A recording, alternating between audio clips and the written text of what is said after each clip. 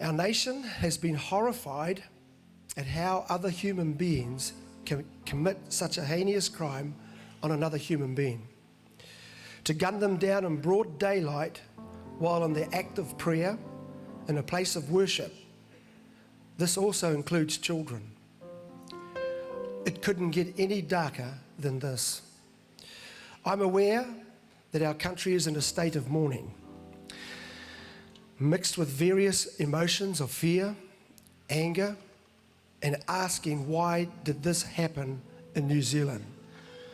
And it's okay after our mourning to begin to be looking for answers. It has been said by our Prime Minister, Jacinda Ardern, that this is the darkest time of our history. It may well be, but I want to say in dark times, we can still pull together, closer together in strength and more understanding of each other. In the dark times, that's when the light can shine its brightest. But how do we come out of a dark time positively, with strength and with a bigger heart? Well, while it was a day of extreme hate, loss, the unthinkable, it also can be a day when a nation can pull together. I believe that we can make New Zealand one of the safest and greatest places again, because love is greater than hate. Maybe it's time to ask the hard questions in New Zealand and engage in difficult conversations that we've avoided in the past. Our tendency has been to just leave things unanswered, putting it into the too hard basket, and then life goes on. All of us must stand against all forms of hate. The present climate is rife for hatred to be expressed. With hate crimes on the rise around the globe, social media has been a breeding ground for hate expression, including online bullying, creating places where others can find ones of common thought. It has become acceptable to express hatred and a breeding ground for recruiting the disenchanted, the disconnected, extreme, and detached. It was stated from the perpetrators of this heinous crime in their manifesto that they felt detached, disconnected from their place of identity, their country of origin. It was out of revenge, having resentment, believing that they had lost their culture, their ways, their land, and they acted as such. This is pure evil. But I want to give you an insight into how this evil forms, because it's closer to home than we all realize. When growing up, one of the most severe matters to deal with for any person is rejection. Not being included, being discarded, and not knowing who you are. Rejection is a powerful force that can cause individuals to withdraw into a dark place, creating the environment for hate to brew. Our Prime Minister also said, this is not who we are as New Zealanders.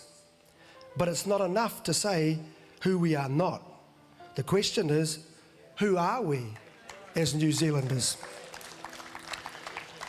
Australia's Labour Senator Penny Wong also said yesterday, this is not who we are. Then someone tell us, please, who are we then? The crucial question for life and in life is one's identity, which leads to the greater question, could this horrific crime be motivated by a crisis of national identity? It may seem premature, and I don't want to be seen as out of place to have this conversation, but the burning question within many New Zealanders, if not now, will come, is why? A nation holds true to its identity when it keeps its founding principles it's built upon, which is normally built on three basic principles or foundations. Its values, its faith, and its culture.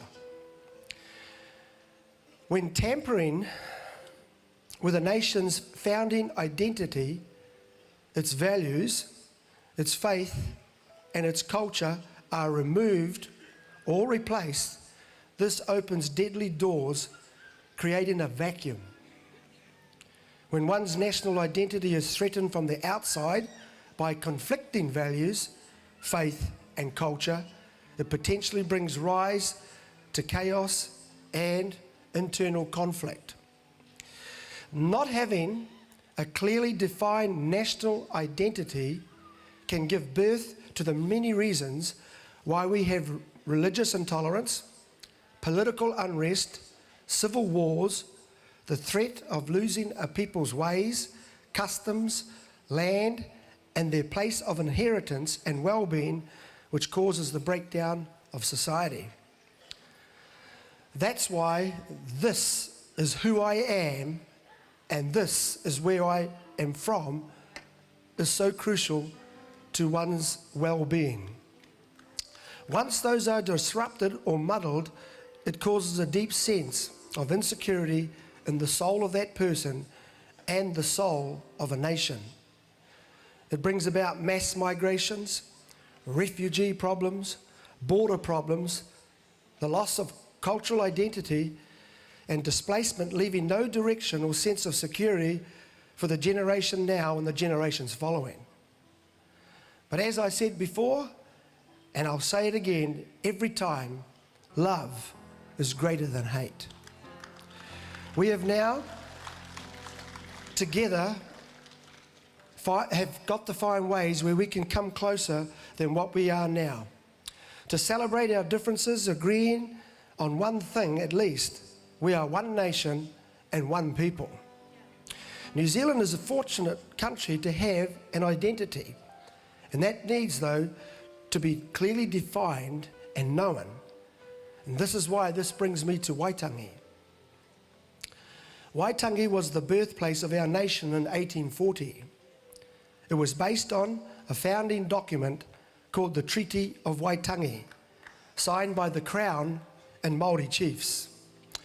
Herein, as controversial as it may be, two people defined the identity of our nation together. It was the birth of our nation, two peoples coming together, European and Māori, also one people, respecting, loving one another, living in peace and harmony. When we have gathered together at Waitangi in recent times, it is notable that one culture is generally missing.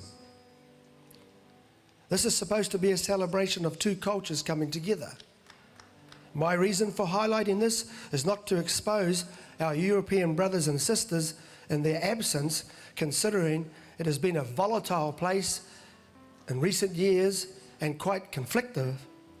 Yet, it highlights another thing, that our national identity is not as pure as you think.